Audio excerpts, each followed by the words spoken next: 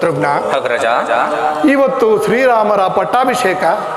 ಅತಿ ಜಾಗೃತಿಯಾಗಿ ಬರಬೇಕೆಂದು ದೂತರನ್ನು ಕಳಿಸಿದ್ದರಲ್ಲವೇ? ಹೌದು ಅಗ್ರಜ. ಆದರೆ ನನ್ನ ಮನಸ್ಸಿನಲ್ಲಿ ಅದೇನು ವೇದನೆ, ಅದನ್ನು ನಿನಗೆ ಹೇಗೆ ತಿಳಿಸಲಿ? ಅದೇನಂತ ವೇದನೆ ನನಗೆ ತಿಳಿಸಬಾರದೆ? ಸಹೋದರ, ನಿನ್ನೆಯ ರಾತ್ರಿ ದುಸ್ವಪ್ನವೊಂದಾಯಿತು. ಸ್ವಪ್ನದಲ್ಲಿ ನಾನು ವಿಹಾರಾರ್ಥವಾಗಿ ಹೋಗುವಾಗ ಬಲು ದೂರದಲ್ಲಿ ಒಂದು ಶಬ್ದವು ಕೇಳಿ ಬಂತು.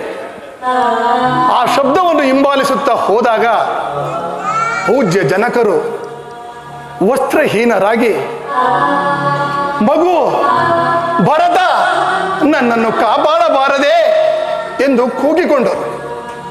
ಅವರನ್ನು ಕಾಪಾಡಲೆಂದು ಓಡಿದೆನು. ಆದರೆ ವಿಧಿಯಿಂದ ಅವರು ಬಿಡಿಸಿಕೊಳ್ಳಲಾಗದೆ ಪೂಜ್ಯ ಜನಕರು ಕಣ್ಮರೆಯಾದರು. ಆದರೆ ಇಂದು ಚಂದ್ರರ ಪಟ್ಟಾಭಿಷೇಕ. ಮಂಗಳ ವಾದ್ಯಗಳು ಕೇಳಿ ಬರುತ್ತಿಲ್ಲ.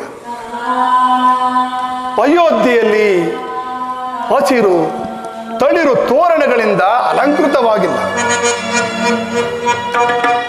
ಸುಮಂಗಲೆಯರಾಗಲಿ ಸುಹಾಸಿನಿಯರಾಗಲಿ ಕಾಣುತ್ತಿಲ್ಲವಲ್ಲ.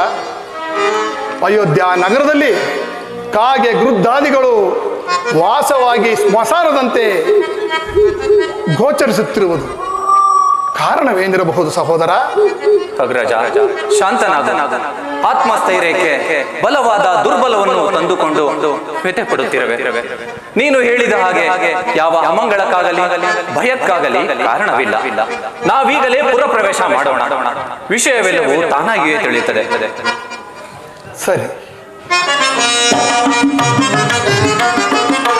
ಘೋರವಾದ ಗೃಹದ ಗತಿಯೋ